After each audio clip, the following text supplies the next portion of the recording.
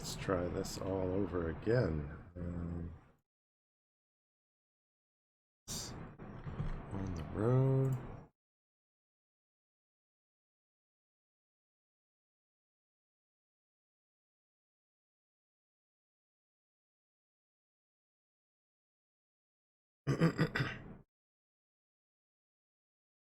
Cool. Be back up and running. Sorry about that. My Windows up and running here. Cool. Okay. So, I migrate a few of these windows around so I don't have to deal with this stuff too much, and load up my reference. Pure reference. Yeah. Is this loading? This isn't loading. Let's load. Yeah, there we go.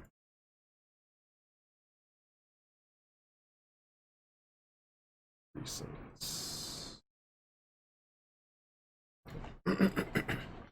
So, I've still got lots of detailing to do on this model. Last we left off, we were looking at some detailing on the arms, and I've kind of I've done a little bit of work on this since.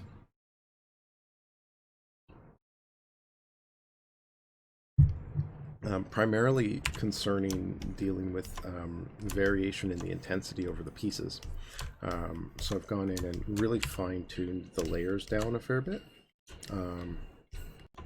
so that the detail isn't quite as strong. I'm probably going to break this up a little bit more with some additional brushwork. And I also want to start really layering in other variations in the detail. But before I do any of that, I got to kind of really make sure that I'm happy with this. Now, I haven't done all of this by hand.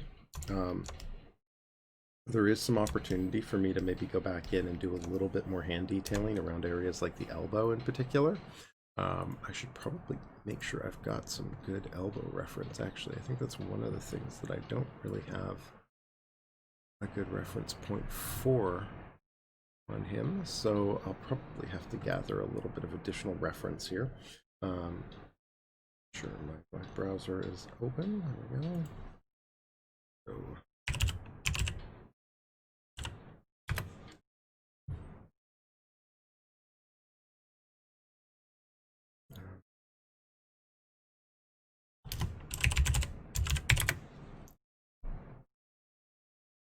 good.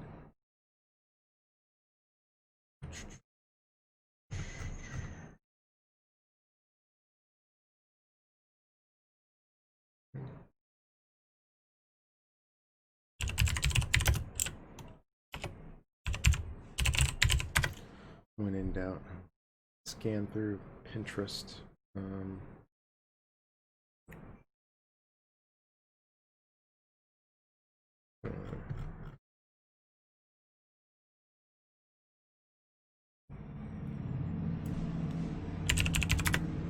Let's see.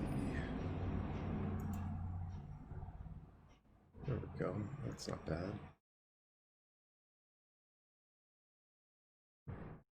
Some of these are kind of gross, but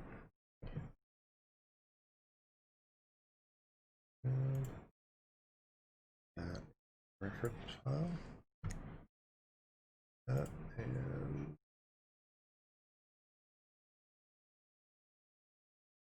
some of this stuff is pretty wrinkly. I'll probably have to tone it back, but some nice high-res images here. Let's grab a couple of these. All right, so I got a few elbow references to work from here. Right, so I've got a little bit of reference to work from. I won't be pushing it quite this far, but I definitely want to make sure I get some of the elements of this in here. So right off the bat, always want to double check that I'm in the right layer. I am in the details and fine lines, so this should be good. You can see I've actually added 2 layers in here, a cleanup layer and a brush details layer. The cleanup layer, I don't even know if I remember exactly what I'm using that for. It might be for smoothing. That's probably what it is, because I think I've gone in and smoothed peaks on some of the pores and stuff to kind of make them a little bit more fine. I'll probably end up continuing to kind of tone them back into the skin a little bit more, and maybe even layer a little bit more subtlety into them over time. But for now, what I really want to do is kind of get in the elbow detail, and then kind of just go through the process that I did on the hand a little bit more, right? Because one thing that I've done here, I might have to rethink that topo flow a little bit. I was looking at some interesting stuff on online on elbow topo. I usually don't worry a whole lot about it if you're working with a model that's dense enough, but it could be interesting to experiment with some of that, since I do. I may want to kind of go in and add some deformations to this. But anyway, getting ahead of myself. Let's go grab our Organifier carve brush and really just start kind of carrying on with some of the steps that we were looking at before. Again, just kind of going in. I'm just going to be tying together pores and stuff like that. I might start with a little bit more of a hero wrinkle detail type thing, right? Kind of want to go in from maybe the inside shapes here and just kind of tie together a few of these pores. Just really kind of start pushing this a little bit. Trying to really break up these lines a bit.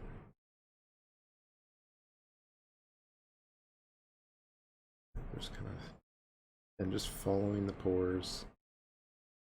The elbow has this sort of radial effect to it, so I'll probably go in with like a secondary layer after this and really kind of push that little bit of variation into the skin using that.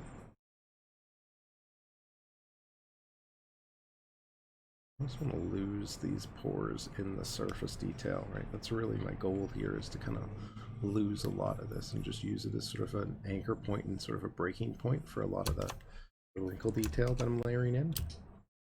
Maybe I can even push this a little bit broader through the skin here overall. Something that I probably could have done earlier in the sculpting process as well, but now that I'm here, just kind of take it as is and just do it here. Shouldn't be a problem. Would have liked to have done this a little bit sooner going into this, but it is what it is. So I go in and tackle a little bit more of this detail here, larger scale. Nice big brush for now. Of course, I've got my brush draw size set. The dynamic is set off. So one of the things that I really like to do with this is kind of, with the dynamic draw size deactivated, I can kind of just use my camera's position as a way to quickly scale up and down the brush a little bit. So it does make this a little bit easier to kind of go back and forth on and really make sure I'm getting the size the way I want and everything like that. And get those larger shapes in there. I might do a little bit of larger folding up in the top here.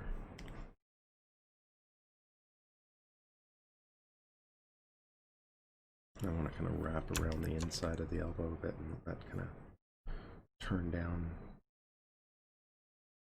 through this region. These kind of break off in different directions a bit. That soft, rounded form of the Damien Standard alpha, right? That thorn alpha is giving me a nice base to kind of work from here. I'm just kind of taking advantage of that a little bit in the shapes that I'm kind of describing here. And this could really potentially benefit from some additional volume. So I'll likely end up going back and forth a little bit through a few layers to kind of get this really kind of worked out properly. Definitely want to be going in and doing, you know, little hints of volume coming off some of these larger wrinkles and folds, and just really kind of breaking this up a little bit more. But I do a little bit of a larger, softer brush here, just to kind of, it's actually a little bit heavier than I wanted it to be. Let's drop the intensity down a bit on this. I kind of want to break the shapes in the elbow up a little bit more.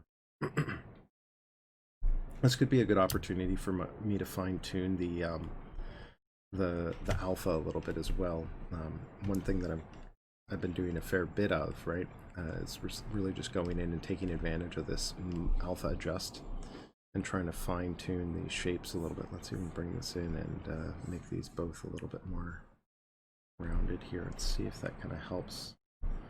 Use this brush as a bit more of a way to kind of modify a bit of these shapes. That's a bit better.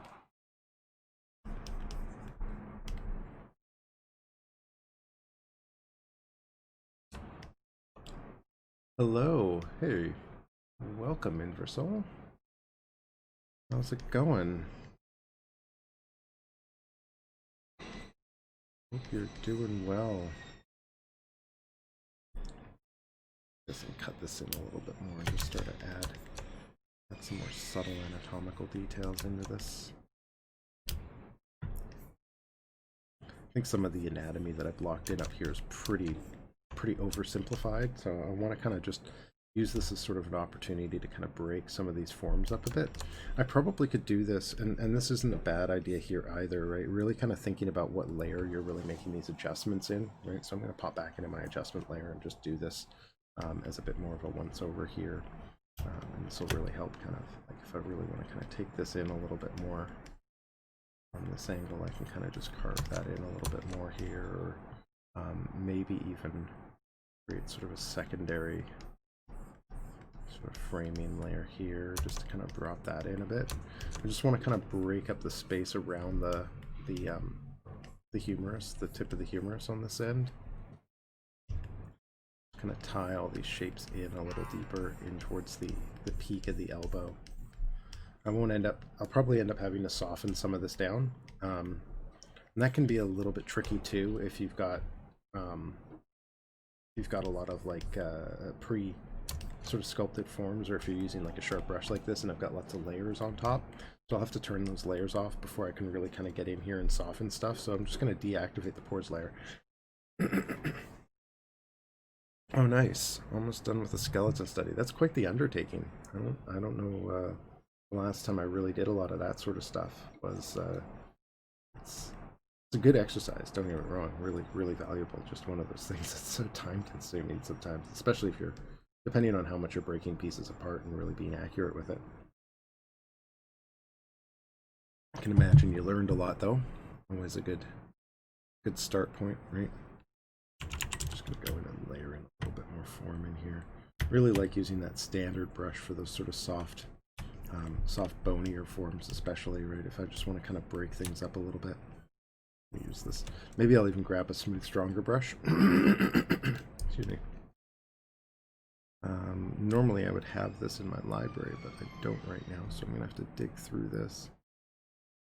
One of these days I'll sit back and really set up my brushes a little bit more here. But let's do a little bit of that, a little bit of form in here maybe. Just start kind of breaking up some of these shapes. It never really gave this a sort of base pass, so kind of inverse going back through. I've left the wrinkles active. This can be a bit of a problem. I don't always recommend leaving other details on top because it can affect the strokes underneath, so you get this sort of weird, sometimes you can get these sort of weird like residual effects. But I don't really have much of a choice here because I need to kind of line things up, so this back and forth will hopefully help me a little bit. But yeah, how far off are you on your skeleton then? Couple days, couple weeks? What's left to do? Take a look at what was I doing here? Oh, I wanted to clean up my brush. I'm not lazy stepping down 0.02. And that should be good.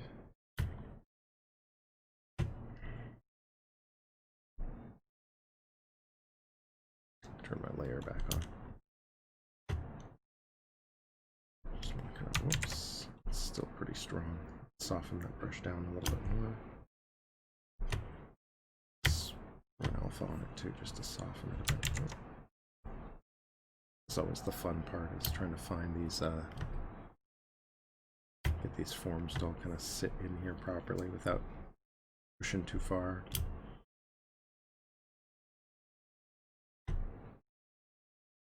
That's kind of more what I'm looking for there.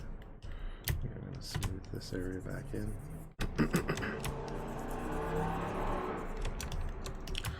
I'll go down a few subdivs to make this a little easier. Actually, this isn't a bad idea in general, just to knock my subdivs down a few. Starting to get away from a bit of that. And I got to be careful smoothing this stuff too, at least up in there. But just do a little bit of light smoothing, because the instant I start smoothing this, I'm going to end up in a spot where I'm basically applying change in one layer that affects another layer, so this back and forth is going to be a little funky, but as long as I keep the layers on, I should be okay. It shouldn't be a problem. This layer will likely stay at 100% no matter what, so hoping this won't cause me issues, but this is the sort of stuff I'd be a bit more cautious about doing, generally speaking. Step by step from past September. Yeah, that sounds about right. It's a long and educational process, let's put it that way.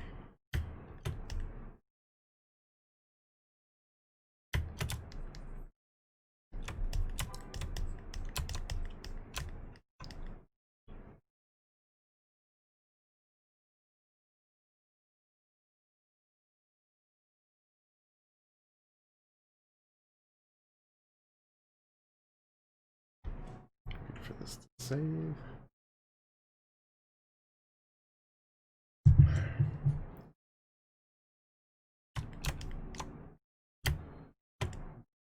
Build up a little bit more of this volume. I don't want these wrinkles to be too strong, but I do want some. I want to get like a little bit more of an indicator in here than what I had, because I can kind of use that to my advantage a little bit more. Just go in and build up a little bit of volume off of that.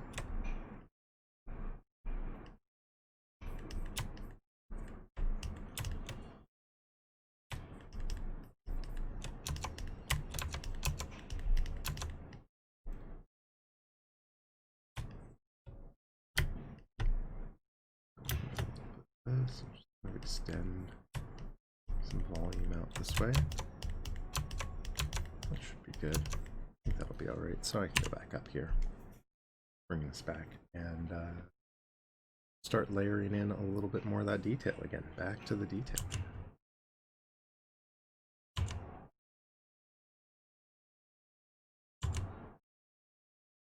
Should be my highest.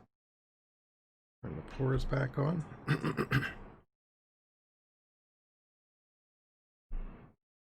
That noise really kind of helps break up some of the depth in the detail layer.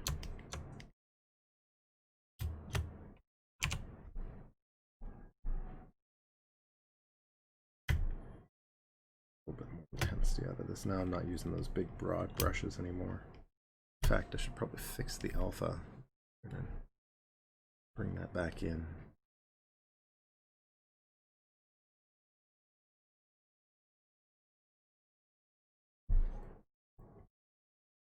There we go.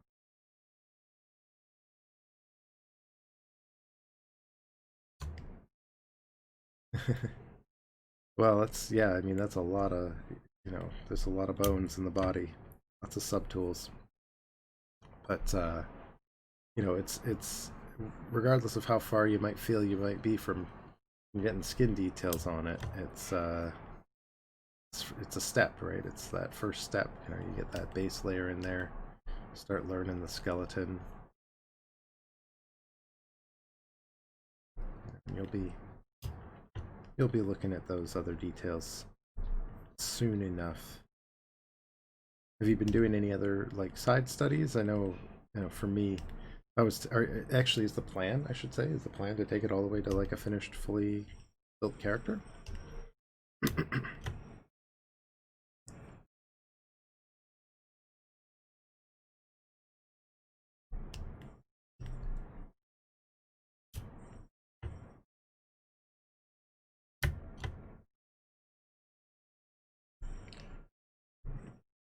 little bit more of this, supporting some of these shapes here.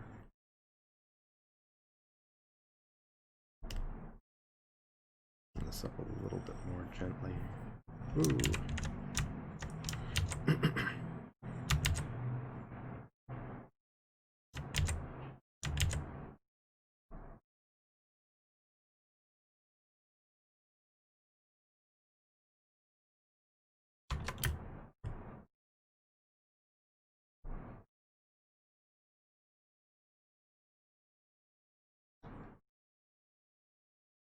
Cool.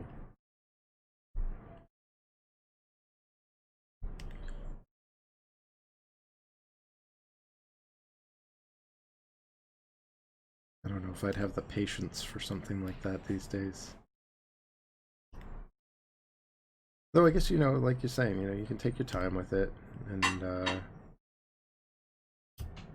I probably wouldn't even hesitate to pick up some other little side projects and stuff that are smaller to kind of fill out my workload in the meantime too. Certainly couldn't hurt, but really depends on how much time it's taking up. I guess if it's using up all your time, you won't have much for anything else, but definitely one of those things that can be all-consuming, I suppose, right?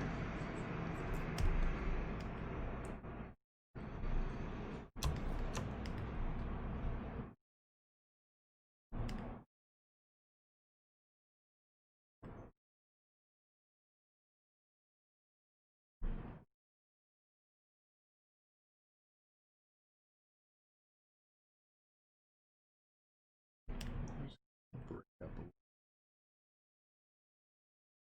details in here.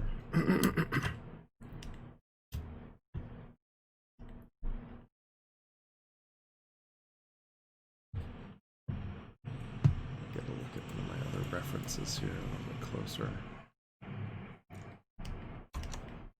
It's got almost this sort of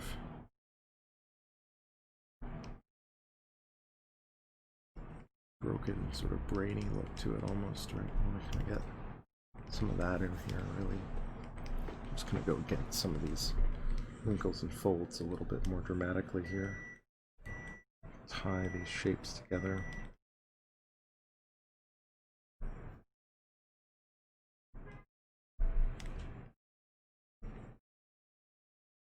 Such an unusually such a different joint, I guess I should say, like such a different sort of structure than what I've been dealing with in other regions of the skin, so kind of an interesting opportunity to kind of break this stuff up a little bit more. Mostly just need some like vertical to break up the shapes, but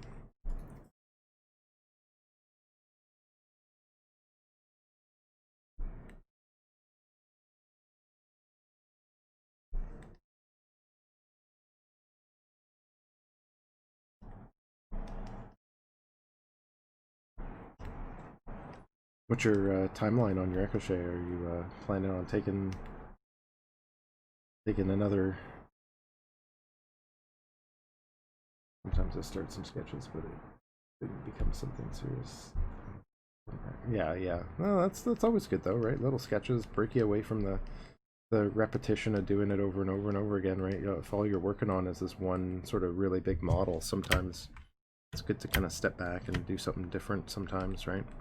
Whether you finish it or not, right? It's more about just kind of giving you a break in many ways, right? I know that one well. Though, as a for me as I'm teaching, it's a little bit different, I guess, because I'm always kind of doing something different. Right? So I get a little bit of breakup built into my job in a sense, a little bit of variation out of that. Although it can also get repetitive because you're just kind of recreating the same thing over and over again. So I guess there's that too. Can't win. You just can't win. It's okay. It's not the end of the world. You're always making stuff. That's the beauty of it. But yeah, I was gonna ask, what's the rest of your timeline on your Ricochet? Are you gonna be doing, like, how long do you think you want to spend on it still?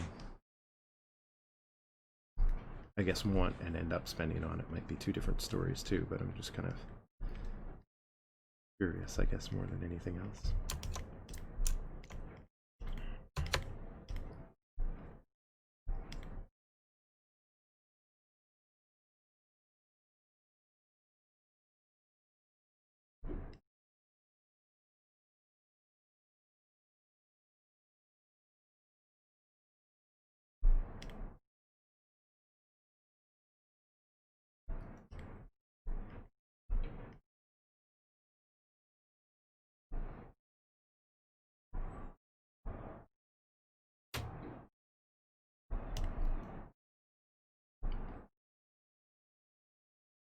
These through a bit more. Don't quite have the resolution here that I had in the hand, but I'm still kind of get in here with some small brushes and do little bits of detailing.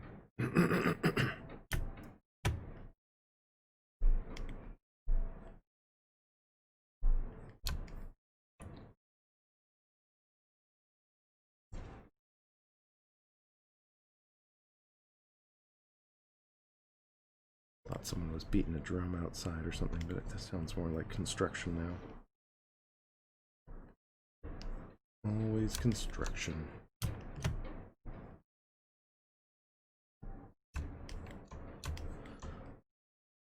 Joints and ligaments. Ooh, that'll be a fun one. Yeah, yeah.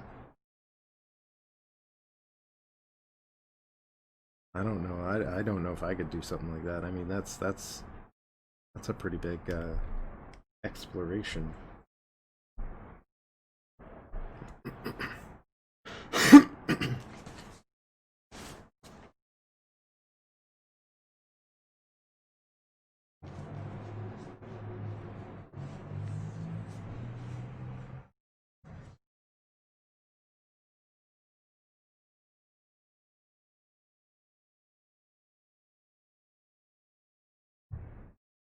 Oops, and there goes the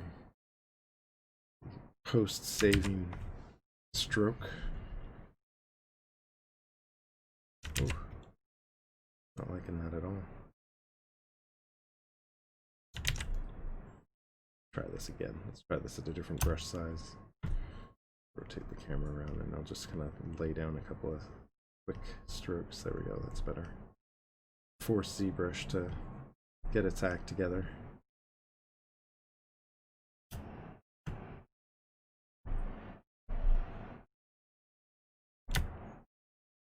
Bring that intensity down a little bit more. Let's take a look at where we're at with this. Break this one up a little bit more.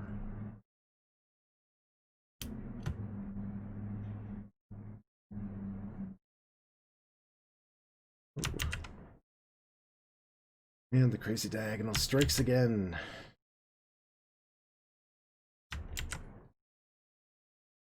The worst when you're doing little strokes, because you might have to undo a whole lot to kind of get it going again.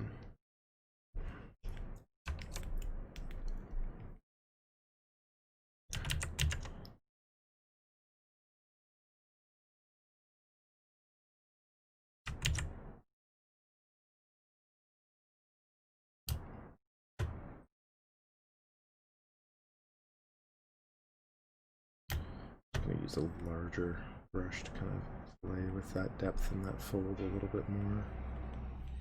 Support it a bit. Feels like it needs a bit more here too. Just get it to read.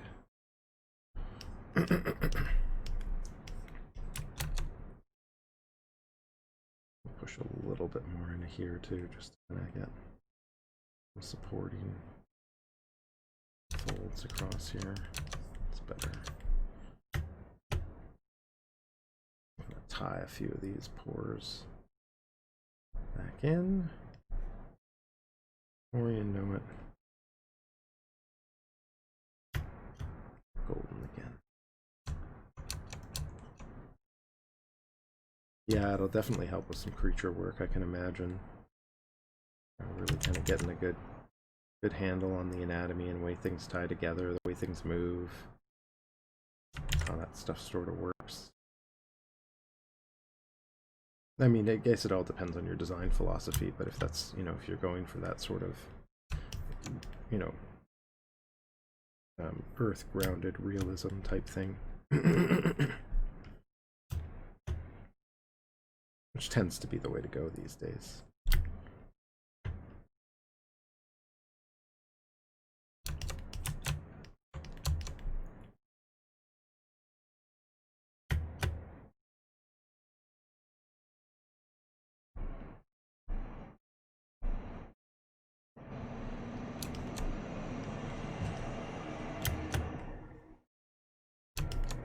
wrapped up the hand the other day, and I thought I was going to be so close to finishing this up, but with the elbow here, I just realized there's more to do.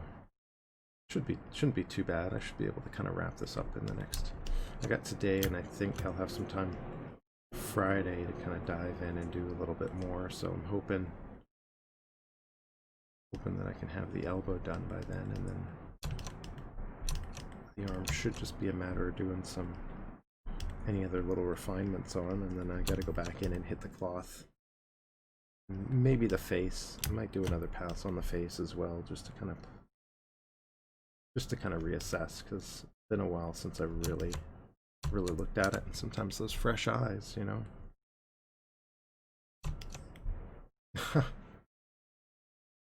Yeah, if you enjoy the creature work, man.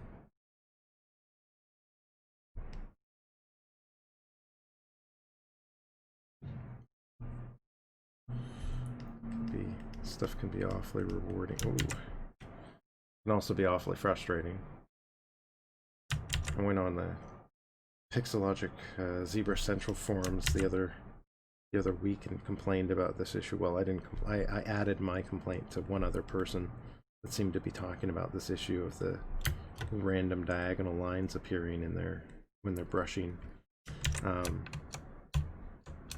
And lo and behold, you know, everyone seems to think it's a driver issue, but I never heard of anyone coming up with like an actual driver-centric solution, right? Which drivers work best or anything like that.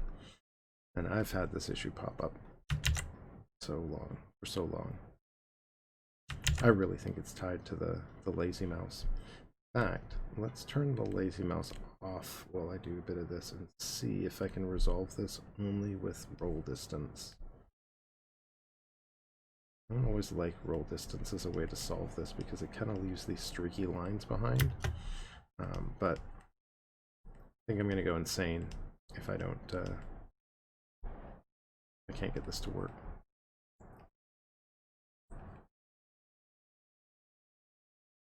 It's basically gone. This is all but completely gone. We'll see. Maybe I'll run into it. Be a good test at least if I can stand to use the roll mode. Maybe I'm in freehand, so I can't really do anything more with that. Sometimes the stroke type can help, but I find freehand and dots are like more similar than you might expect them to be. I always found a bit surprising.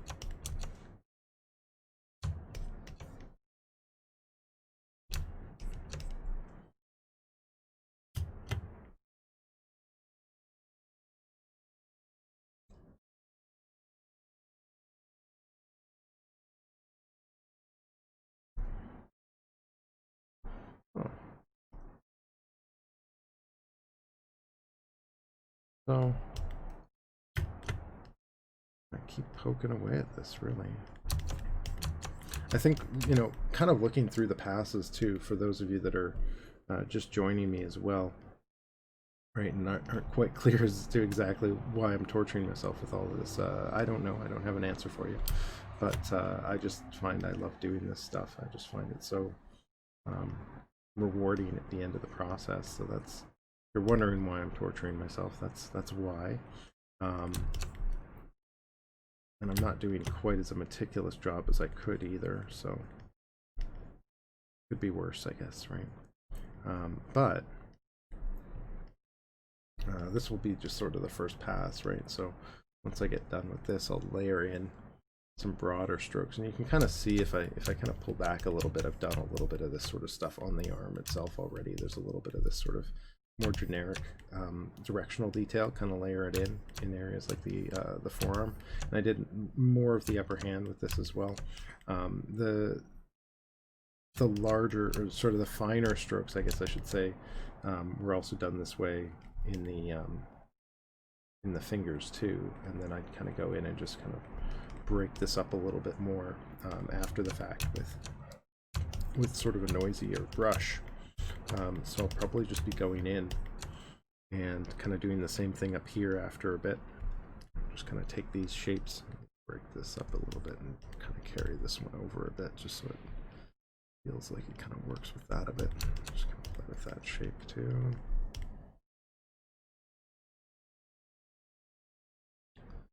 Trying to get this sort of radial form of the elbow in here. These weird circling shapes.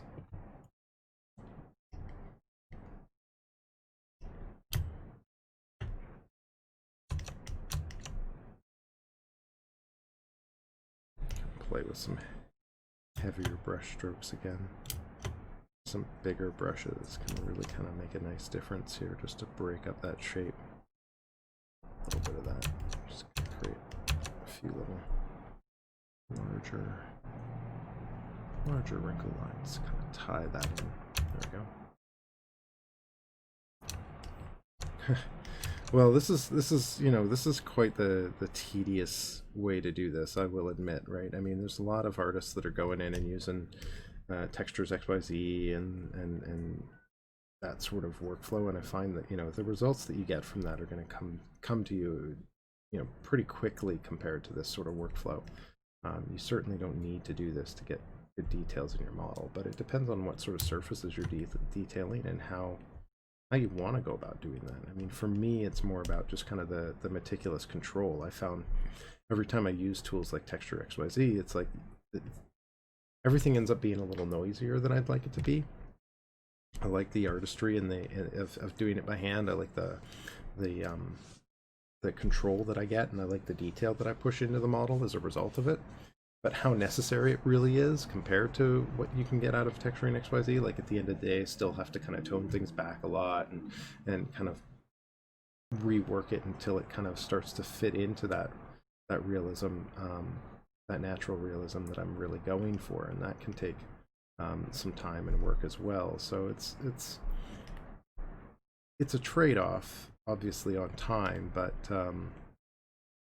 and the control that you get out of it. But whether it's necessary, I definitely wouldn't say it's always necessary to do it this way. I just found, you know, at least for me, my work improved. I found I was lazy, a bit lazier than I perhaps needed to be, but definitely lazy when it came to using the map-based approach, the Texture XYZ approach, because it was just so easy to kind of just throw in stuff and hope it looked okay, right? And it usually turned out okay, but I don't know, I never quite was happy with the results as I was when I started doing it like this. But that may not be the case for you, right? That might not be the way that you feel like working, or that might not be the way that you want to work your models, and I think that's going to be just fine too in most cases, right? It really depends on what you're aiming for and what you're trying to do with it and all that sort of good stuff. But as far as control, right, this is just hard to beat. It's fun, you know, as long as you don't have to do too much of it, right? If I had to build out if I had to skin a whole surface, you know, a whole body like this, I'd probably go crazy. But at the same time, I mean, you're talking about, you know, you were talking about creature work a minute ago, and I'd probably say I fall into the same category when it comes to creature work too, right? You know, I see, you know, a creature with scales and things like that. Maybe I want to sculpt out a dragon, or I want to sculpt out a lizard, or whatever it happens to be, right? And you get all these scales that you got to detail up and place, and, you know, yeah, you can go in with alphas and maps and even go in with like pre-projected work like from Mari, or and apply it as displacement, or you can go in and do, you know, there's so many different techniques. But for me, you know, so much of the time I just lean into, let's just sculpt it by hand, get it in there, you know, do the scales. Maybe there's a way that I can simplify some of the smaller detail down, like the fine scales, the small scales, but for anything of any sort of structure, especially if I need it to read carefully, right, I'll go in and just sculpt it in, right? So, you know, it's just it's almost just sort of just one way to tackle the problem. The trick is kind of getting quicker at it, right? Quick enough to kind of do it effectively. And there's going to be a limit to how fast you can kind of go with this sort of technique too, but I know some artists that can do this stuff ridiculously fast, right? The person that I learned it from, Chris Costa, is just amazing at this sort of manual detailing technique, and I'm still learning, right? And I'd recommend his tutorials, his courses to anyone looking to kind of dig deeper on these techniques. But yeah, he's definitely the master of this sort of stuff, as far as I can tell. Outside of like the traditional masters that this all sort of stems from, right? Where you're looking at traditional sculpture techniques and things like that. And yeah, that, you know, there's things like sponges and other ways that you can kind of lock in a lot of detail, but it's sort of an interesting aspect of just kind of going in and doing it by hand that, I don't know, it's interesting. It's trickier when you don't have like when you have to start from a different, like with a different material type from scratch though. Like if I had to do something other than like human skin, I'd have to build up a whole new set of alphas and tools, and maybe even find different brushes to kind of capture the shapes that I'm looking for. And that kind of becomes an interesting challenge too, right? You build up a nice little library of things. And that's one of the things ZBrush is really good at, right? Is just kind of giving you this opportunity to kind of build out this library so quickly. Something that I often kind of forget to do sometimes too, right? But I can always go back and convert pieces over, or turn things into it. You know, the new the new capturing tools make it even easier, right? Doing things like the extractor brushes and stuff, make kind of taking an idea that you've kind of described in one area and transferring that into, converting that into a brush, even easier than it's ever been. And I would say that's kind of really powerful too. I want to use that more, I think, in my workflows, just because I find it so quick in comparison, right?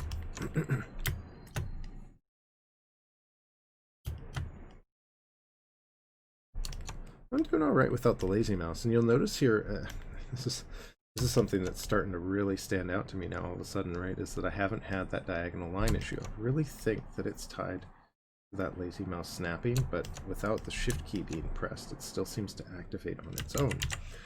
So I'm really curious as to what's causing that. I don't know why it would do that, but maybe I'll go back to that thread that I posted in and just comment that after doing some experimenting, kind of decided that it seems to really stem from this issue. Maybe I'll start a new thread, because I don't know, that thing was weeks old. Maybe no one's checking it anymore. Here, I think this is a good opportunity for me to kind of branch into some of the quicker tools too, because you don't have to do all of this by hand, right? There's certainly going to be elements of it where you really want to kind of go in and refine in detail. I'll probably kind of go, you know, up and down the whole hand area in here, and kind of pick out specific little details that I want to kind of bring in a little bit more, or kind of add a little bit of depth to, break up a little bit more, all that sort of stuff, right? Even down in here, right? Maybe I'll push that little wrinkle detail a little bit further. You can see with the one thing that I really like about working without the lazy mouse, if you can get it to kind of function the way you want it to, I do find like the lazy mouse does, it can really help the stroke, but there's sort of a limit to it. Sorry, I'm kind of ranting in like 5 different directions at once here, but you know, with the lazy mouse, one thing that I find really stands out to me about it is that when it's on, you still have that sort of minimum stroke distance. You can't push the stroke to, like, there's sort of a point at which you have to kind of push it past in order to get it to read.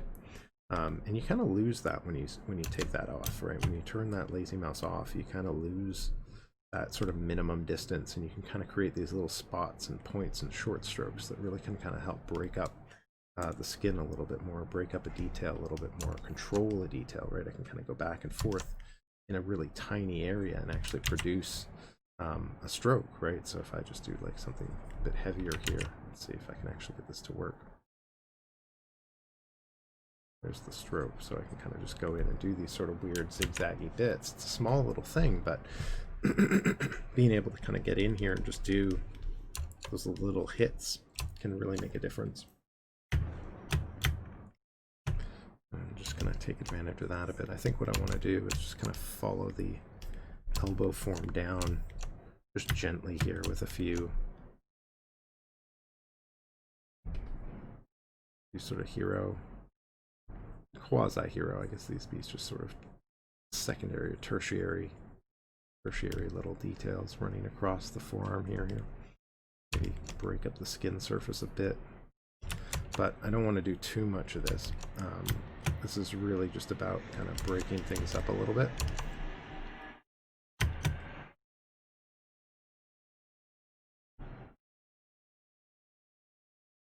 And I'll probably go back in and maybe do another pass on it once I get the base layer down. So what I mean by that is, excuse me, is that I'm going to go back in with my noise brushes.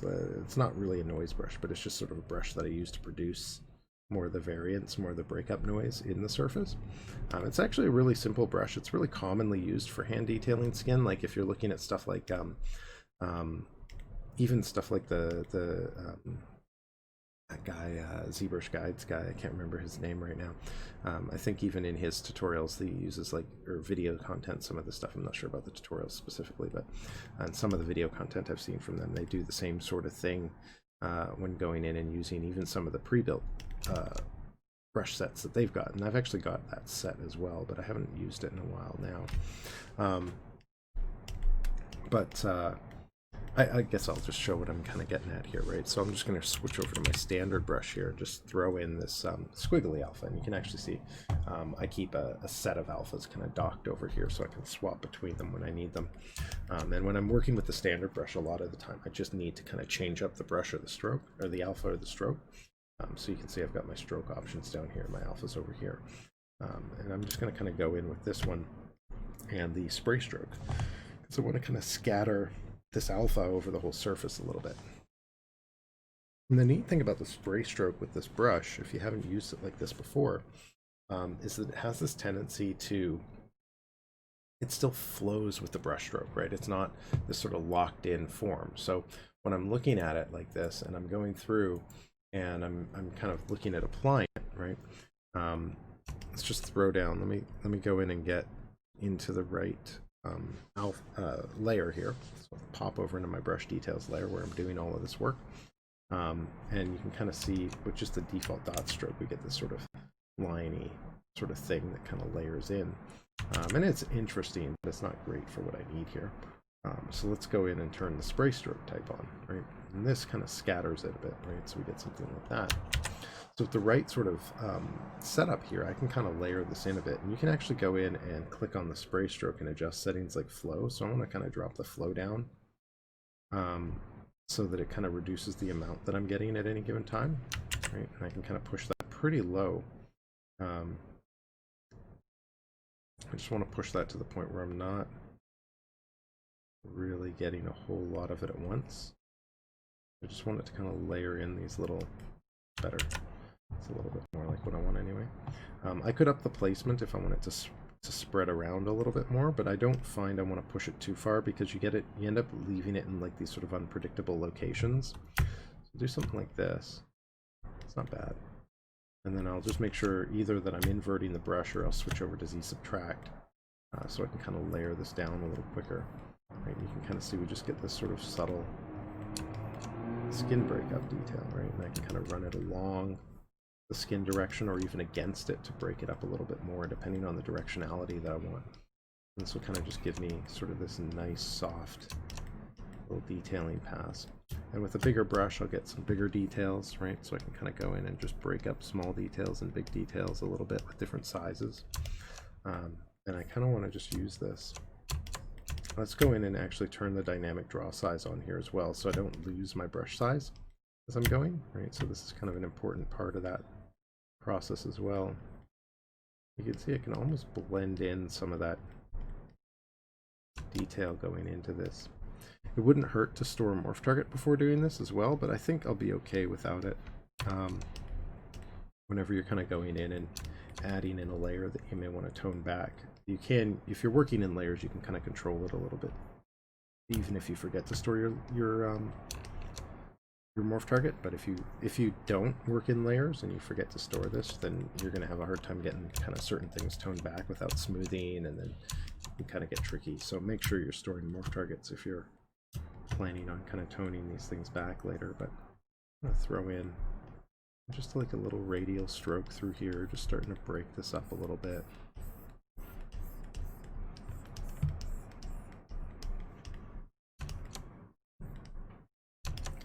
And I can go along the flow as well, like if I want to kind of break things up a little bit more, I can kind of go along that direction a little bit against it and slowly just start creating this sort of broken skin texture. You can even do like small circular shapes and things like that if you want to kind of break something up a little bit more randomly. The flow will kind of restrict the placement sometimes, so you might need to adjust the flow a bit. You're finding like you keep kind of laying down strokes in sort of the same way constantly, but kind of just going in different directions a little bit, kind of flow things around a little, run down a little bit. I'll go right over top of this detail a bit just to break it up a little bit more, and I'll go with a fairly small brush, but something that kind of just adds a little bit of detail into the details, so to speak.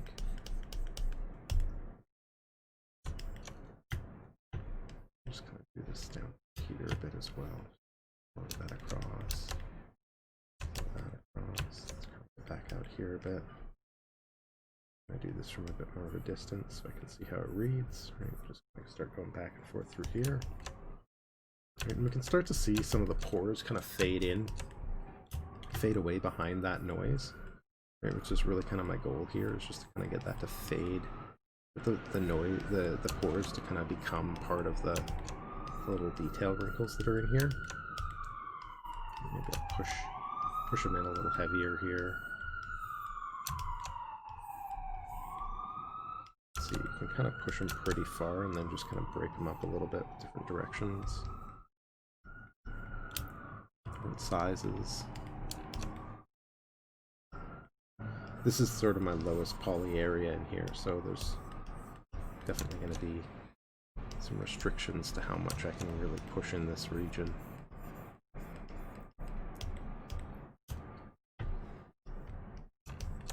Kind of just keep pushing that through here a bit more. The back of the forearm here is going to be my rougher region. This is going to be, you know, there's going to be hair, there's going to be stuff like that. So I work my way into the inside of the forearm here. I guess the front side of the forearm, depending on the way that you're kind of aligning yourself. I'll probably switch over to something a bit more soft, I guess. I don't know. A little bit more vertical detail through here. Just kind of chop this up a little bit this way. Just want to break up some of that line. You can kind of really see, kind of got a little pushed in here. I might actually have a morph target stored here as well. Let me take a quick look and see if I can tone this back a little bit. BMO. Yeah, I do have a morph target stored.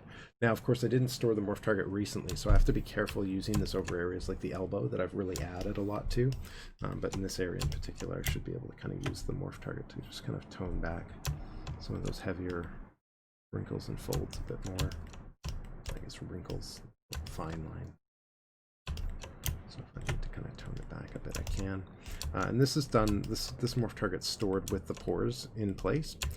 So the pores aren't going to go away just because I'm morph targeting this back. This is one of the nice things about using morph targets over, say, smooth. If you're really trying to retain information and detail in your layers while you're doing this.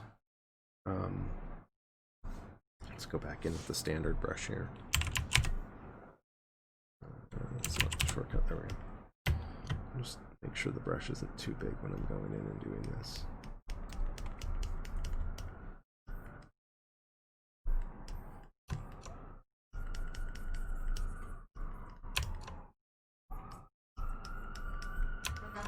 And I don't want to ignore the forearm, I just don't want the same sort of depth, I guess not the forearm, the front or the inside of the forearm or the front side of the forearm. I just don't want that same depth, so I want something that's going to feel a little softer as we work our way sort of away from sort of the hairier regions of the skin and things like that. And I can use a little bit more of a heavy hand around the sculpted areas, right? These hand sculpted areas, these wrinkled areas, just to kind of help complement the depth in these shapes. A lot of like little coarse details in here that I can kind of play with as well. This is the outside of the arm here, so we'll just kind of keep doing the same thing here. Outside of the arm be a little bit heavier, a little bit rougher than the inside, right? A little bit more exposed. Don't have to deal with that skin-on-skin type structure. Instead, it's the elements that I've got to be concerned about. So just kind of wrap that around the tricep there.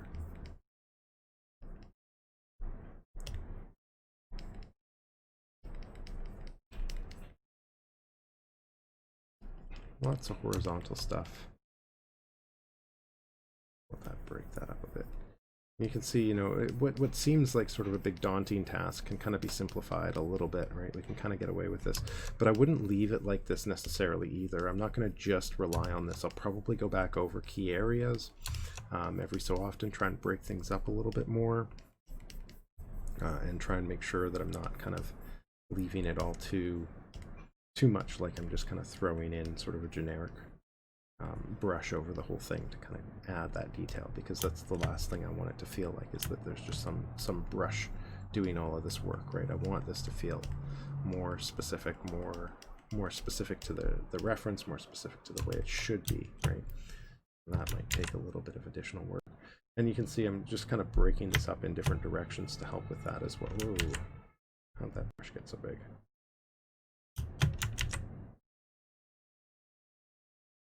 There we go. Turn that back a bit.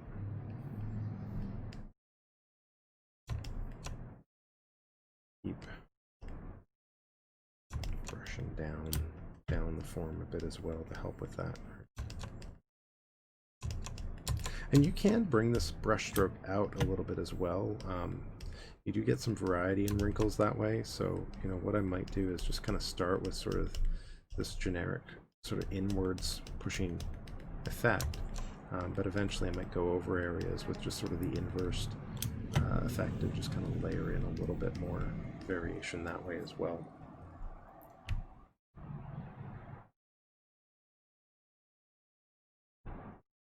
And the more noise you kind of introduce, the softer the area can kind of feel too, as long as you're not pushing too much depth into it, right? Because the noise kind of breaks up the highlights over the surface a bit and kind of allows those areas to kind of blend and soften.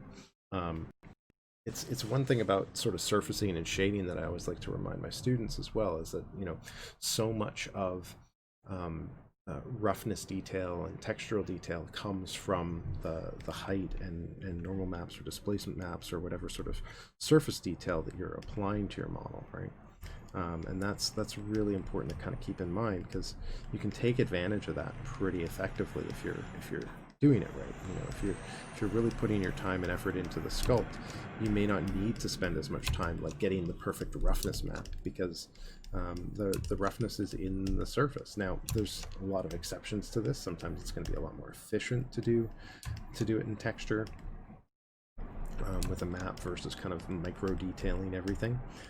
But people are getting some pretty spectacularly realistic results focused in on things like micro detailing for things like or masking out micro details over a model to kind of just push in a little bit extra roughness, as opposed to painting a roughness map these days. And that's kind of an interesting concept, right? Because we're starting to get, you know, fidelity through UDIMs and all that sort of stuff that we just didn't have before. Or, you know, if you got a complex enough shader in Unreal or in a game engine, you can kind of layer in micro detail all over the place. The challenge is in a game engine that might not render at a distance, right? There's sort of a threshold for how that'll render, whereas in a ray tracer you can kind of sample the noise out. I guess I shouldn't say ray tracer anymore, because games are ray tracing more and more, but I guess in a non-real-time render engine, you can kind of push that a little bit more and actually get away with really using this detail to kind of push things and create that sort of softer form that way, right? So I'm just going to go in with might even soften the intensity of the brush down a little bit here, and just kind of go in over the softer region of the forearm here. Start kind of laying this in through here. This is actually an area where I want a little bit more heaviness in the stroke, but work my way over these regions. Okay, I made this way too soft. Let's go to 6. Better. Just kind of go over this region. Cross. You can see I can even kind of wipe out detail if I throw in a direction, like something like that. I don't want to push it too hard because it kind of ends up exaggerating the scale too much. But if I kind of go against the grain and I create a detail that runs along a direction, I can kind of break that up pretty quickly just by kind of running across that, and we can kind of lose that detail in the other directional noise too. So I can kind of take advantage of that a bit as well. So I'll kind of go in different directions and then just kind of have a dominant direction. That really helps break that up a little bit more, control that a little bit more as I go.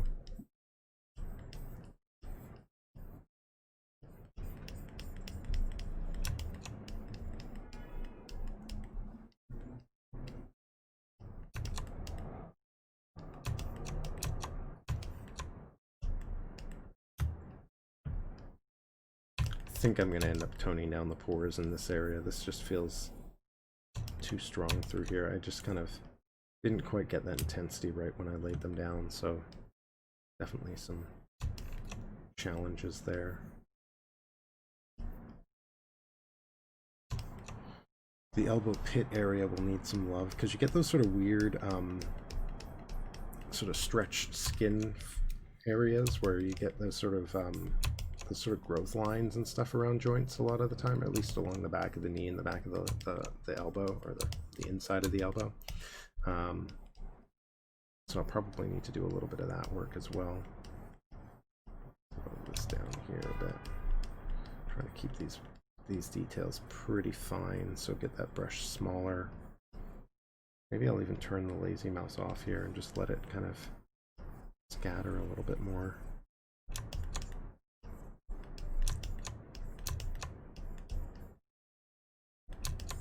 Sometimes turning off the lazy mouse can be a double-edged sword because you lose some of your brush intensity. Be careful. It's not a big thing. It's not difficult to correct for, but if you're going to go in and assume that your brush intensity will line up the same way with and without the lazy mouse, you'll be a bit mistaken there, right? You'll find that out pretty quick. But what's happening, of course, is the lazy mouse has a stepping to it, right? That lazy step. So if your lazy step is particularly low, and I tend to keep mine in that 0.2, 0.1 range a lot of the time. If you go much lower, I find the brushes delay a little bit too much. The brush gets too heavy. But if you take it that low, right, if you're in that 0.1, 0.2 range, your brushes are going to feel a lot stronger. So I like to kind of take my time and just kind of tone that back, tone back the intensity. And then, of course, if I turn it off, then I got to turn the intensity back up. So just be mindful of that. That's starting to work. Now I can even break this up more, right? There's lots of other ways that I can use tools like the spray stroke. I'm going to break up my surfaces. Swapping this out for another alpha, for example, I can kind of add in some just bubbly sort of surface variation as well, right? And this will be a little bit more subtle at first. I like to use sort of these round shapes in here. I'll up the intensity a bit so we can kind of see sort of what this is doing, but it just kind of adds this sort of noisy surface variation into the skin. Right, so I'm just going to kind of break the skin up a little bit with this sort of detail as well. This will complement my other details a little bit as well, so it's almost like you're kind of breaking this up with a little bit of skin detail. Am I in sub mode? I am in sub mode, so I'm just going to kind of go back and forth on this a little bit. Alt to kind of lift it a little bit. If you want, you can try different alphas. There's lots that'll work nicely here, even just like the soft spots, but this will be a lot more fine at the scale, right? So we'll get these little bumps versus like larger shapes, right? So I want the larger shapes, I think, for now. So I'm just going to kind of use this in a bit of a back and forth, and I'll probably take the placement down. I want to kind of tighten the placement up a little bit more, so I don't get them sort of spread out beyond the brush too much.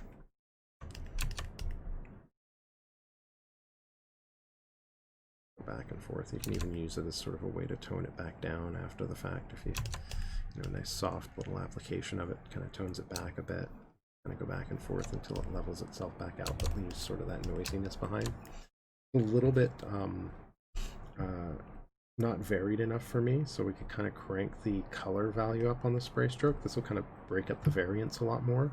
Scale variance is already pretty high, so only so much I can do there, but I could even try different alphas for different effects. So let's take this alpha and maybe I'm gonna tone it down a little bit, like this.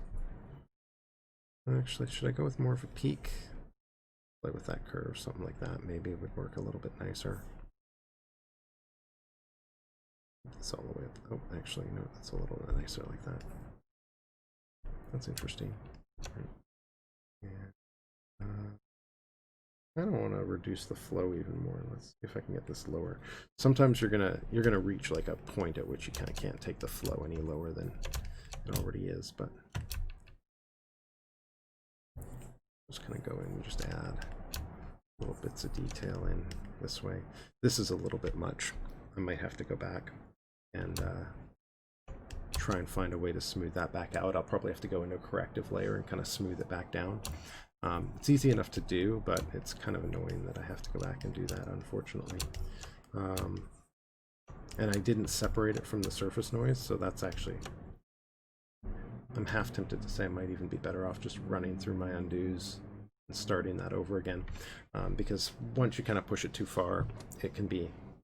This is the part that you kind of have to be really gradual with. And I think this was more undos than I thought it was going to be, so we'll see how quickly this kicks through. It actually acknowledges this change, but yeah, I just overdid it way more than I probably should have. So we'll see if I can kind of get this back and functional.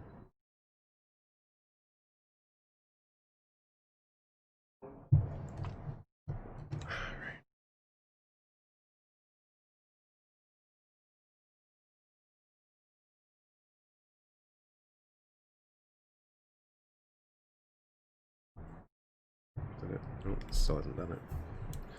Oh my god. Wait for it. Just wait for it. And that does remind me I should probably save. Always a good idea. For those of you out there that are working right now, don't forget to save. It's a friendly reminder at this moment.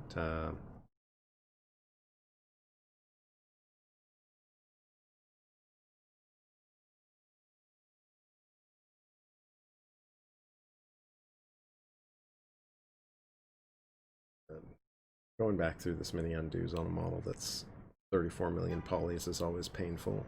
This is the biggest challenge to working with layers and this high assumptive mesh, right? I mean, my machine isn't amazingly powerful, so there's certainly room for you to kind of be able to push this further with a more powerful machine potentially, but in my experience, even like looking at the difference between the tablet that I usually work on and the desktop here that I'm working on right now, the difference isn't as big as you'd think it would be in terms of the performance improvements and gains that you get. There's still sort of an upper limit. And I think this is probably why Chris Costa leans towards using HD geo and storing morph targets more meticulously versus working in layers and using just straight up subdivs. Because, you know, with HD geo you can push the poly count even higher, but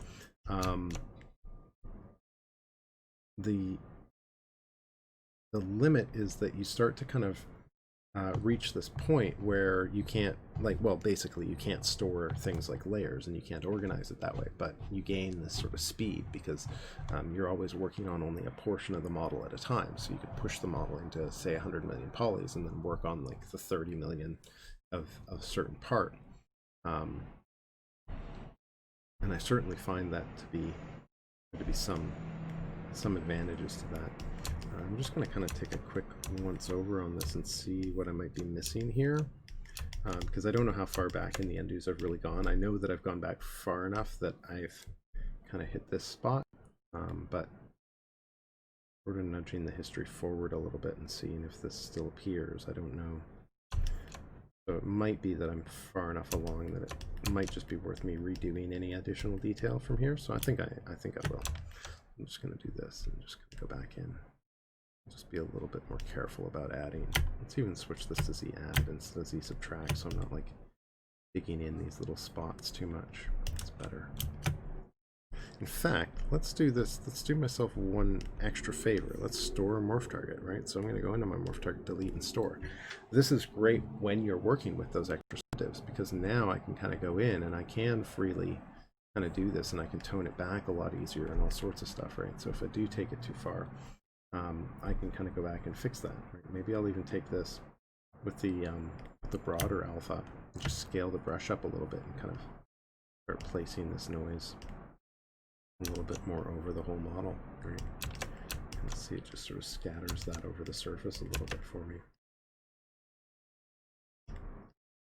And then I can kind of tone it back. In fact, let's just ease the intensity back. Pushing it too far.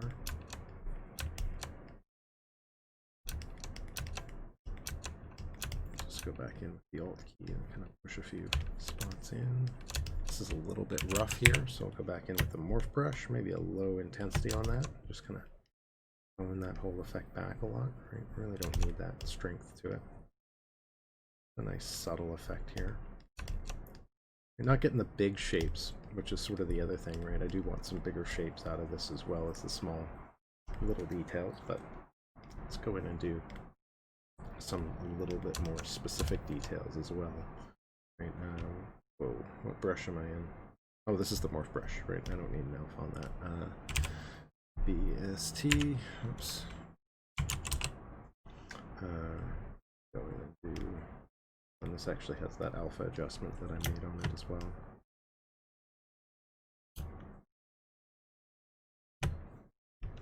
Okay, the placements are really, really high on this still.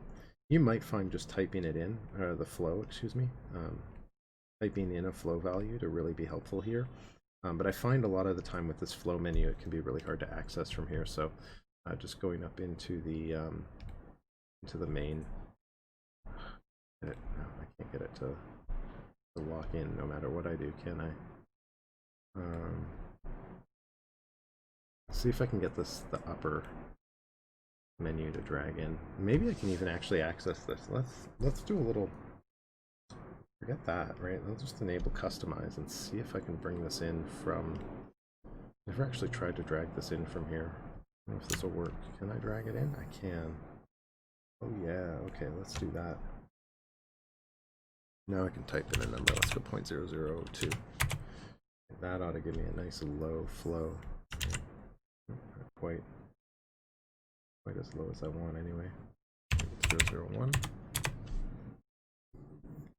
Still a lot. Jeez. 0.002. Small brush. Not bad. Not bad. More than I'd expect.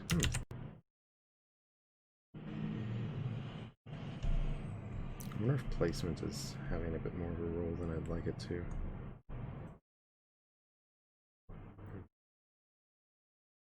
Try color spray. No, that's not going to help.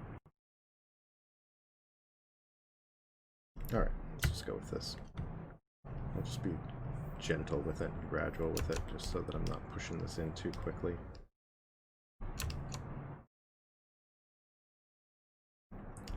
Definitely want some variation around the elbow in particular here. I want to go back and forth over this a little bit too, right? So a little bit of in, a little bit of out, something that kind of breaks up the skin detail a little bit.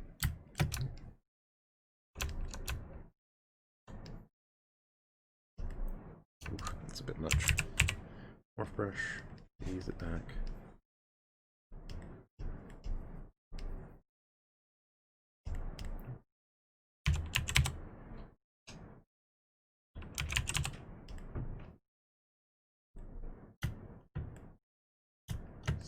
Brush, bit of a smaller brush, there we go.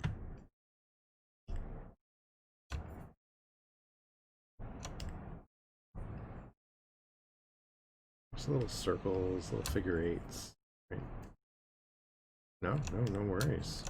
I mean, how dare you? Sorry, I said that wrong. How dare you? I should be in school.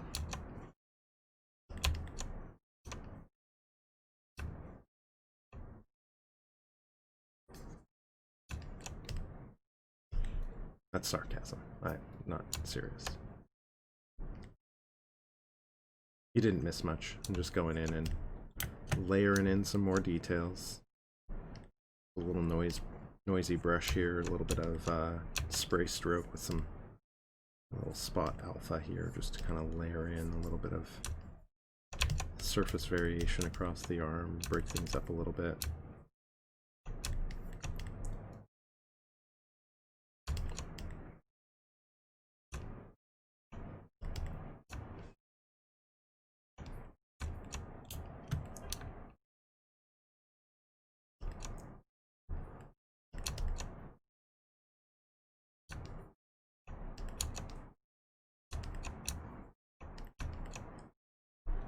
I'm going to soften this brush out a little bit more. Let's throw like a lot of blur on this alpha and just see what happens. Almost looks like it didn't change anything. It's really weird. Definitely doing it. Maybe I can like radial fade the crap out of it and see if that changes anything. That'll probably be good. Yeah, I use Morph for a lot of this stuff, but I'm mostly using Morph to kind of to allow me to kind of go back in and tone things down, right? So if I find like oops, that's the move brush. That's not what I want to do at all. So if I find I've kind of like, oh my god, why is the move brush just not swapping? So I find if I've taken something too far, I can kind of just ease it back. I kind of did this area before I stored the morph target, so it's a little bit harder for me to kind of adjust it, but it's how I'm kind of adjusting the intensity on one element without adjusting the other and without needing lots of layers to do all of the organization. Just because the more layers I build up, the harder it gets to kind of do this, but a lot of the intersections that I'm doing, I'm actually getting rid of. Like if you're talking about like I'm transitioning some of these details around, a lot of this is just that brush, that standard brush with the spray stroke on it, right? So going back in, let's set that back to 0, right? And just kind of layer in a little bit more of this too, right? So it's just that oh, it's just the alpha is throwing me off. Reset the alpha. Reset the alpha. So a lot of it's just sort of the way it's the radial fade that's doing this now. Right, okay, now I've got the brush working. The way that these brushes kind of affect an area, right? So again, I'm not using like a crazy brush here or anything. I'm basically just going in, kind of layering in these like little detail strokes over top to help transition it. So it's not so much that I'm even like blending it out. I'm mixing it with other detail, right? So this sort of alpha just kind of takes the noise that I've been sculpting and kind of transitions it nicely into this other noise that I'm sculpting faster, effectively, right? I'm sculpting with more of a generic brush than a specific one, right? So I can kind of go back and forth and clean it that way. And I was going to add a little bit of raised surface detail anyway, so maybe I'll leave this in the add mode and kind of just add a few high points to this, just to kind of break this up a little bit. There's my save. Good time to grab a sip of my drink.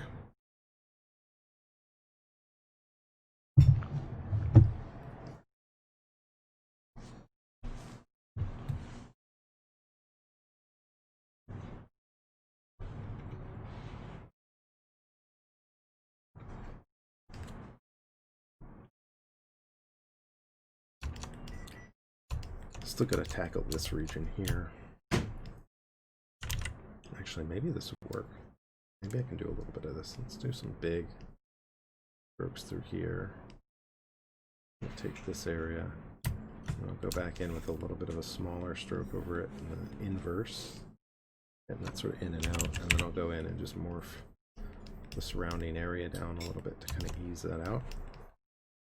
So we get just a little bit of that sort of roughness in the middle, right? So this is, you know, the other advantage to the morph brush here is that I can kind of control placement a little bit better, and then maybe I can go back in with a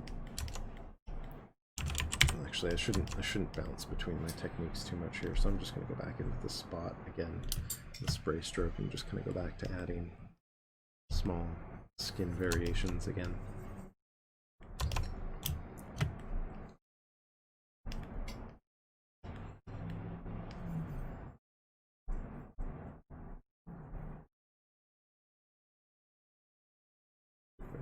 Definitely kind of rough the area up a bit.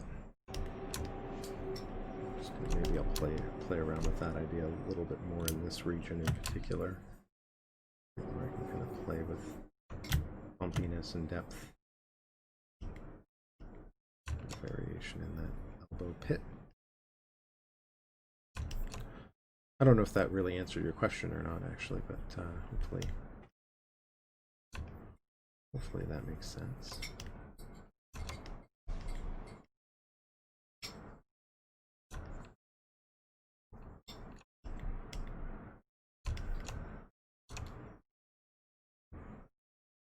Let's try one of these different materials and just kind of see how surface details are reading.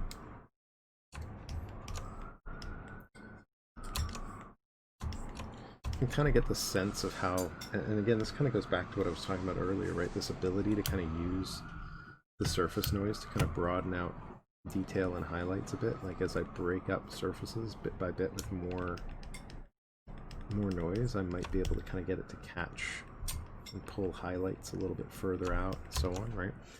There's definitely a limit because you're kind of locked into however dense your geometry is, which is why you go in and tile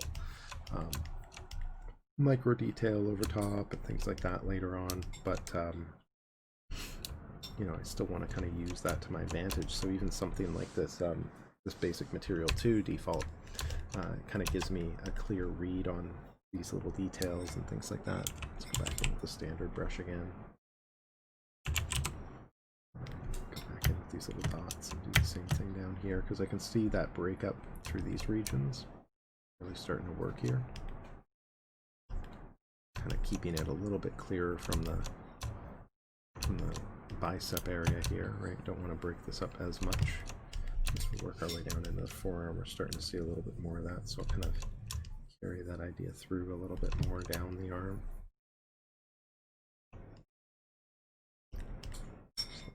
Break these regions up. I should probably do this with a different material though.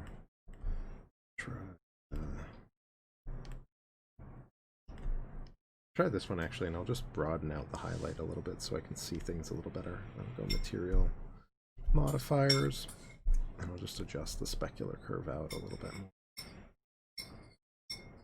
Put it back a touch. I'll even bring the diffuse down a little bit because I really want to rely on that that reflective strength. Back, let's go back in, up the specular.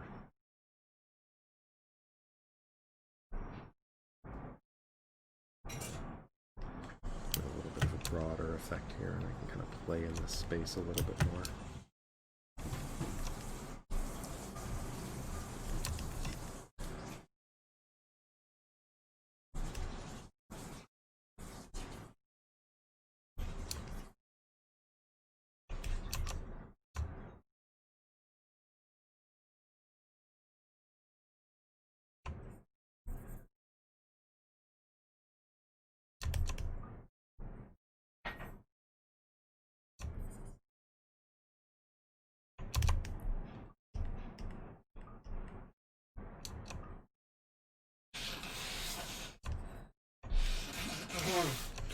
I've seen artists do some interesting stuff with things like surface noise in this realm as well. I just find sometimes surface noise can be a bit obnoxious in terms of controlling it. It isn't a bad way to go. You can even layer it in at lower subdiv levels, and I might even end up doing a bit of that on top of all of this when I'm done. But I still like doing the manual pass first, right? So, you know, I'm not saying that it's not worth doing or anything like that, or you wouldn't want to use it in combination, but that I usually just do the manual passes first, and then maybe I'll layer in a surface noise on top, and I'd give it its own layer so I can control it and morph it and all sorts of stuff, so I can really kind of control that.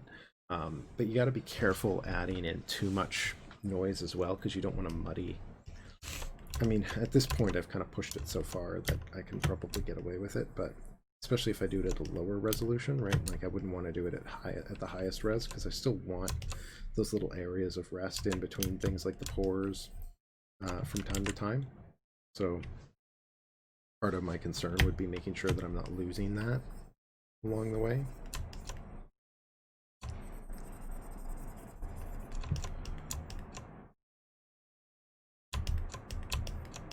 I wonder if there's an opportunity for me to do much of this in the hand. Maybe I can do a little bit in the hand as well. A little bit in these areas here. All the way down the hand shape a little bit here. I don't want to add too much variation in here. I've already got a lot of detail going on, but maybe a little bit in the fingers.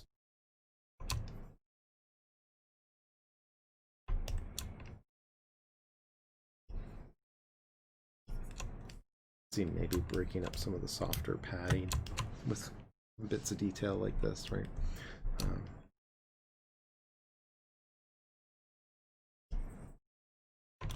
These little details will do a bit nicer in these areas a lot of the time. The broad, soft areas. I'll end up doing a lot more detailing in here as well, but you can see here is like that pass on that brush, right? So all I've done really in here is kind of gone over it with that sort of quick detail brush as well. Just kind of hit these areas a bit.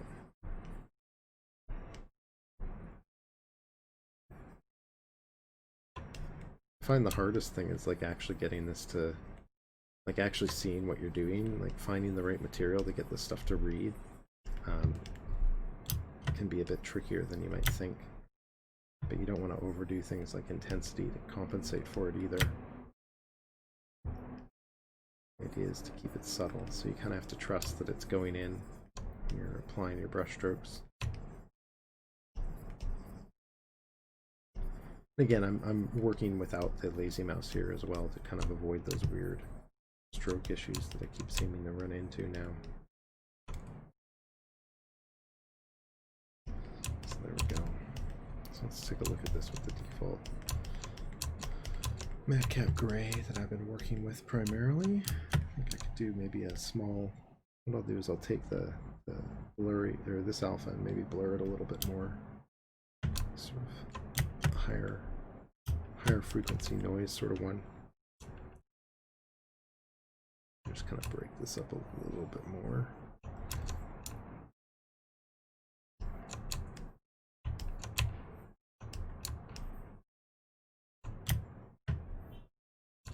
Am I in add? I am in add. Okay, so alt will give me that subtractive shape. Make sure my intensity is high enough. Yeah, that's definitely there. Oops, that's probably, let's go to 8 here.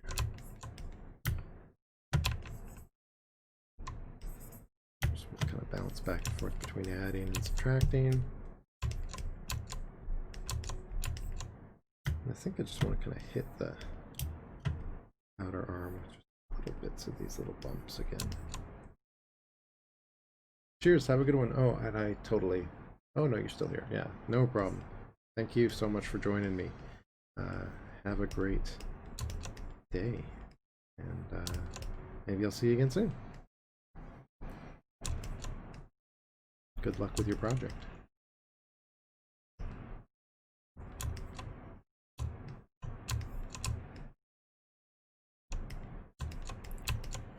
Okay, let's go in a little bit more bumpiness through here.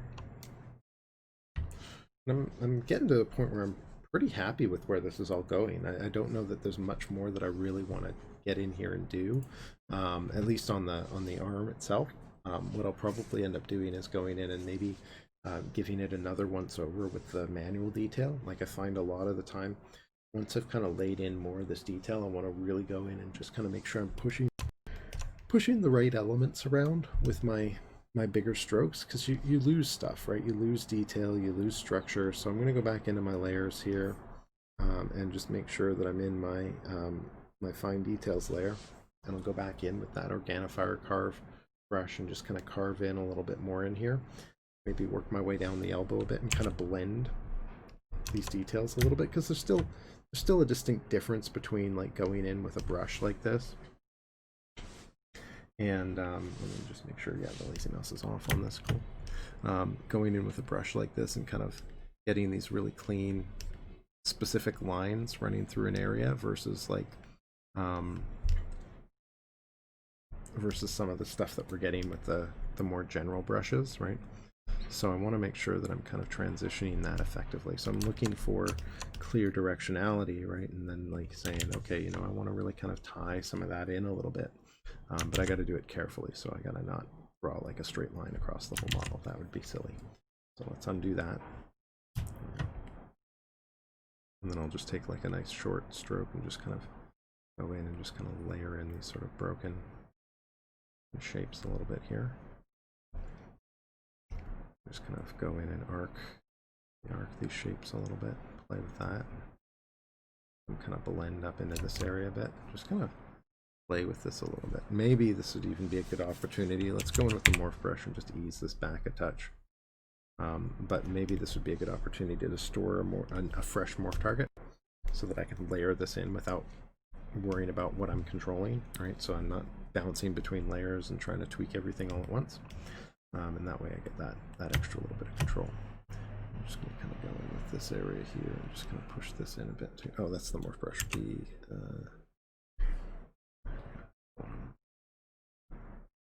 back in with that.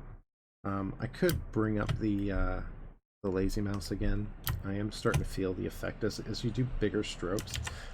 The roll tends to blend the stroke together, so it's going to be nice for like these really short strokes where you need that clean effect, or if you need like a nice clean straight stroke. But as you start kind of working in a little bit more detail into things, like you kind of have to use it to really get it, but like it just doesn't quite feel the same as the lazy mouse. So I'm kind of just thinking about, you know, maybe I want to start transitioning away from the lazy mouse a little bit more, or back into the lazy mouse, excuse me. But then of course I'm reminded of all the issues that I have with that. So if I can get away with not doing it, maybe I won't worry too much about it. Just gonna focus on these bigger little shapes here.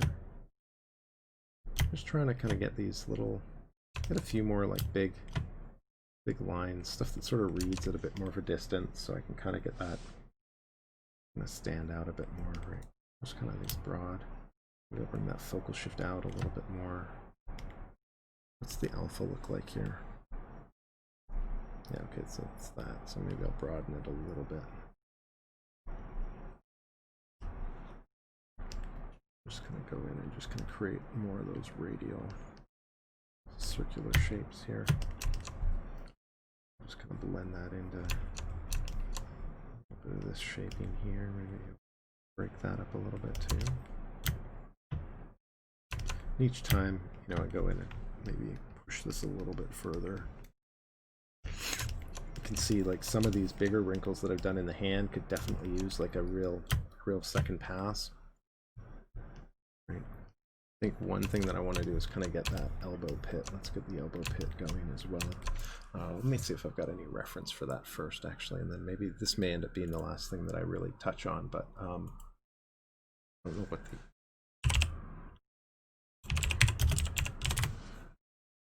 I don't know if the elbow pit is really the name for it.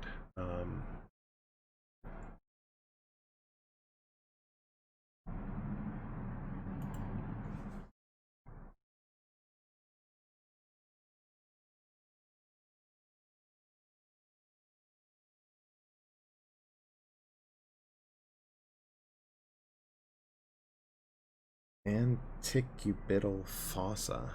Interesting. Let's see. Sometimes looking up these anatomical terms just sends back a lot of anatomy reference instead of really good photo reference, so I want to be a bit careful with that. Actually, this is sort of interesting though. There is a really distinct veining that I do want to kind of capture in here, so maybe I'll even go back and drop in a little bit of a clearer veining through this area, just so that I get that a bit more anatomical, because I kind of just threw in veins to kind of break up the shape. But it certainly wouldn't hurt for me to kind of go in and do something a little bit more specific with some of the broader veins and just make sure that they read correctly. So maybe I'll do a little bit of that as well, but let's see. Do we have a good photo? We're probably not going to get a good photo, are we? Oh, a little bit. Yeah, maybe that'll do. Kind of gross. It doesn't look right, but I think it'll work in terms of like what I'm trying to do here. So I just kind of want almost like there's like these sort of lines that run through the area but kind of break into two shapes like this. So you get these wrinkles. So I just want to kind of create these wrinkles but with these sort of almost like these growth scars, right? These little separation lines. Break up the shape a little bit. And I'll probably end up like going over them with like a larger broad brush as well, like because you want to kind of break them up a little bit more.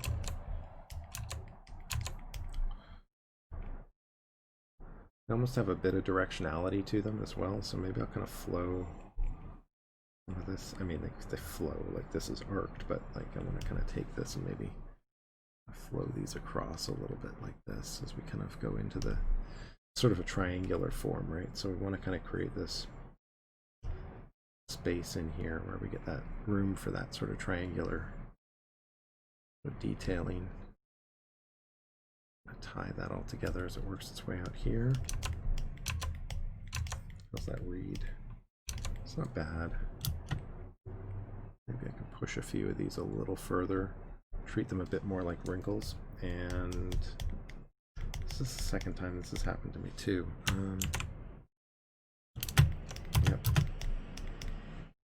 Yep, that's the second time that's happened to me as well. So I'm gonna have to wait for the quick save to kick in. Let's see if it actually quick saves. I think 9 is the hotkey, but I don't know if my hotkeys are really working.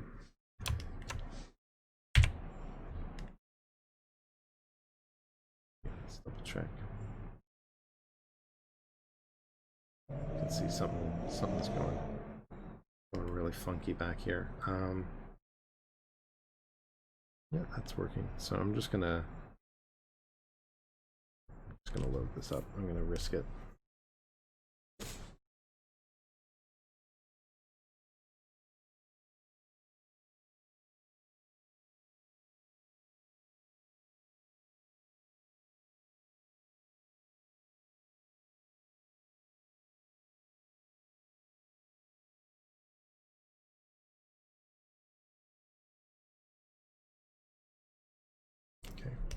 Oh, and I lost the detail after all, so it didn't save it.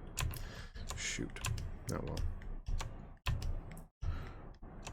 Hopefully that's not back too far. Did I lose anything else? Because that could have been anything, really.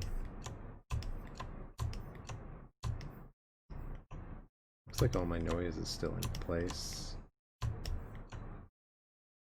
I'm a little worried that that kind of hit just before I really went in and did any of the other stuff, but it shouldn't have been that far back. So 79, 78, that is the newest one.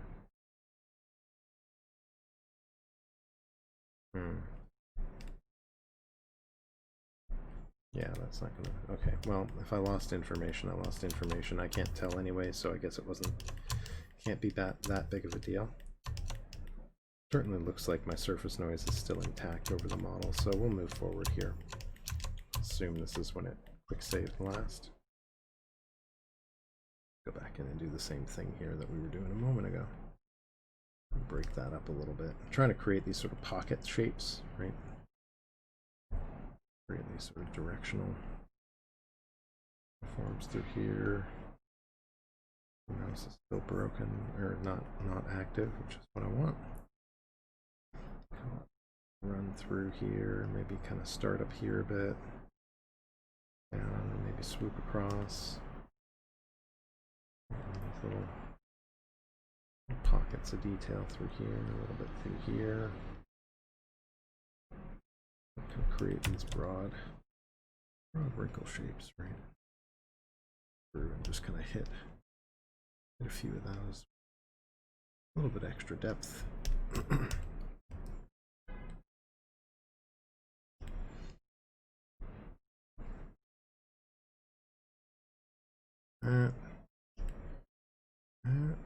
That's a bit of a sharp straight line.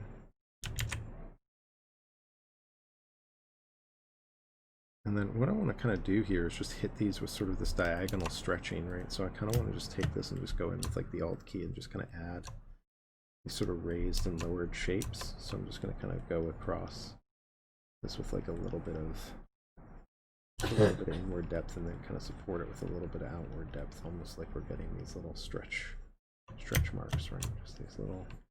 Let's go in with like a standard brush actually and do this with just a standard dot stroke.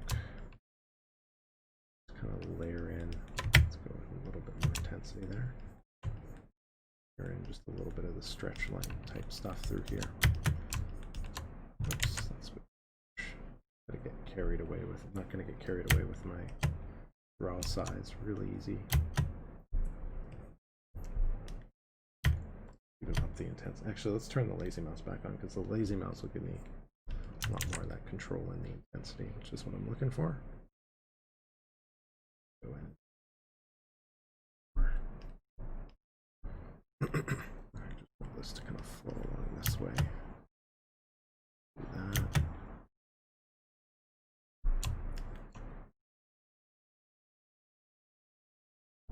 It's almost like they can kind of run in different directions depending on the shape. So I'm going to kind of go down and across, down and across, down here and across here. Oh, and there's that diagonal again.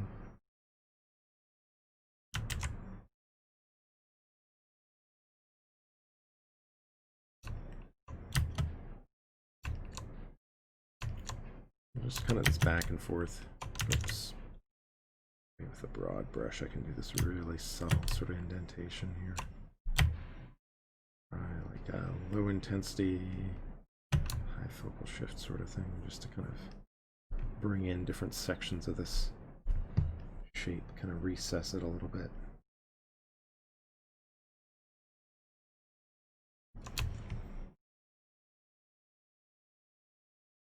I don't know if this is the best layer to be making these changes on, but I'm not sure what my other options would be. What would suit this best, so I'm not going to worry too much about it.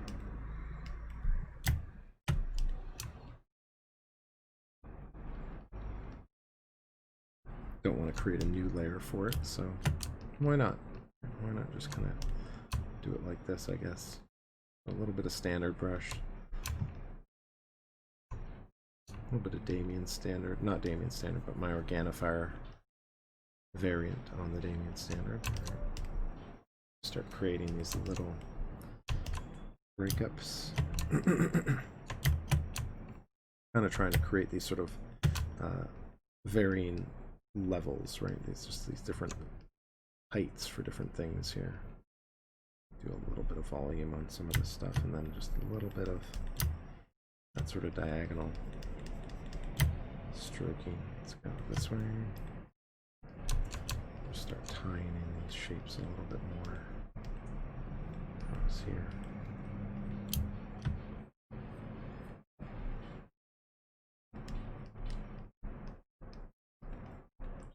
Tying these across this way a bit. And we get this sort of diagonal and horizontal line shapes running through. They're not perfectly straight either, so it's more about kind of crossing them through one another almost. Right?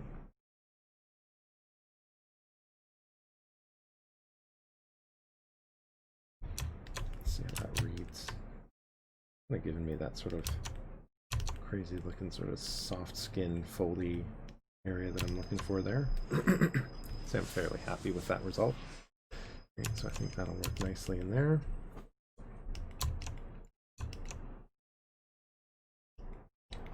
And This would be a good brush to start with some veining as well, because this will work nicely to kind of lock in some veins. So let's go back to the base adjustment layer, and I'll just layer that in. Well, I've got the vein reference up as well. This is going to kind of fit right through here, right? So that's kind of how I want that to sit.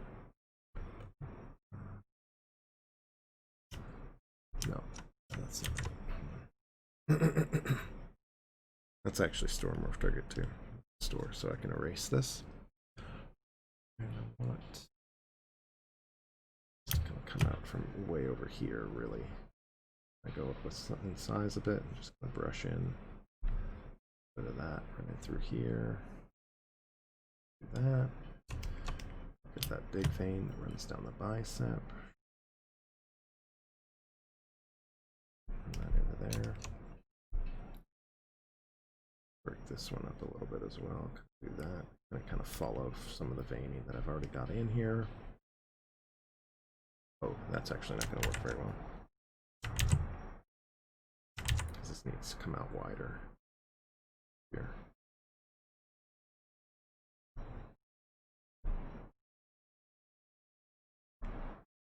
It's kind of a weird shape for that. I'll maybe resculpt that in a minute.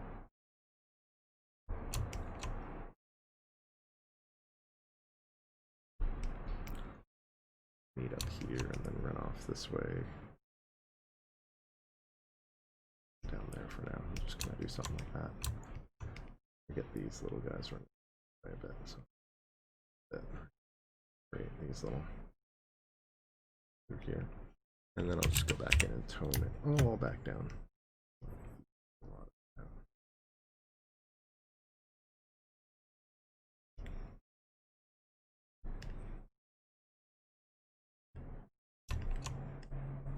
Bad actually. Let's fade them a little bit. Maybe I'll get rid of that bit. Want enough to kind of get that to read a bit more. I just want it sort of to dominate over the other ones that I've kind of already sculpted. Mostly because I don't have a good way to get rid of the other ones, and that'll teach me not to reference veins in the future.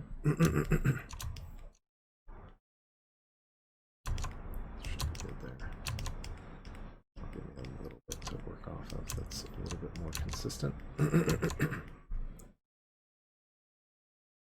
Let's tone this back, and I'll just fade that and just go back in and just blend this one back in a bit.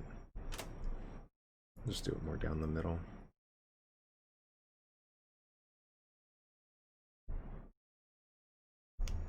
Did it again. I'm not popping out of edit mode. Why is it doing that?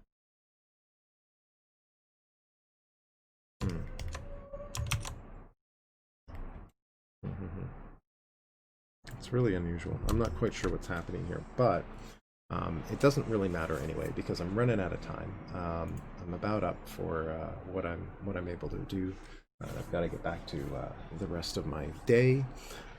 So I'll thank you all so much for joining me. I'll definitely save this. I'm not going to lose this work, but I got to let the quick save kind of kick in on its own here in order to get it to work.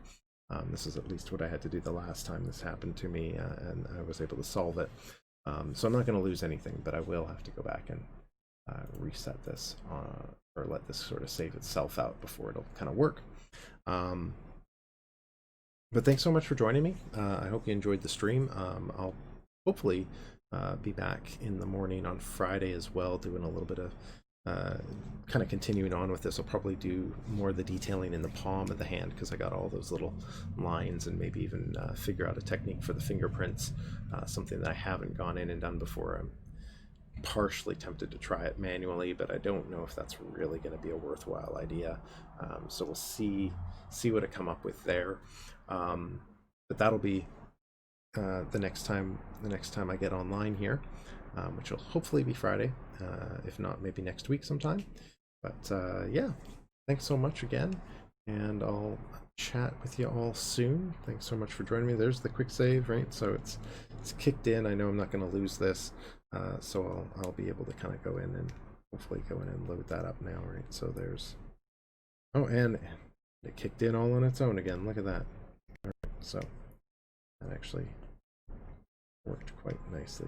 See, I did end up, I ended up in like a move mode. I wonder if I've moved the, let me clear this out for a second. See, now I'm wondering if I've just been translating. I guess I haven't been grabbing the handles, so it shouldn't have moved. Let me turn solo mode off. Turn solo mode off, there we go. Yeah, no, it's still in place, so we're okay.